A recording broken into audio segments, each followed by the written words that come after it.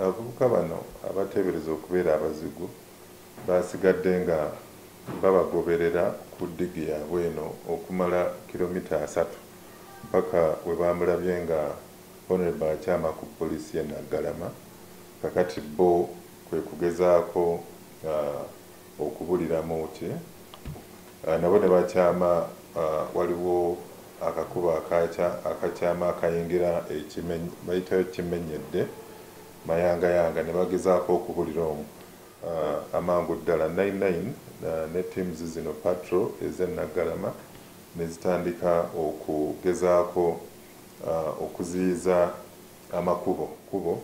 Poliisi yagezezaako okukuba amasasi ebalemese okutoloka oba okudduka, era mu process eyo essasi nerikwata Sebulime Ronald eyabadde omuvuzi wa ddigi. Oyo yafiiriddewo. Sebulime Ronald mutuuze w'ekyalo ky'e Nakabugo.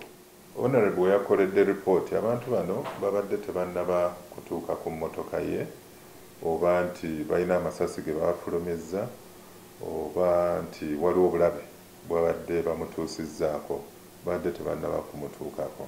So ekyo kituleetera kati okugezaako okunoonyereza tufune ekigendererwa ky'abano kyabadde ki.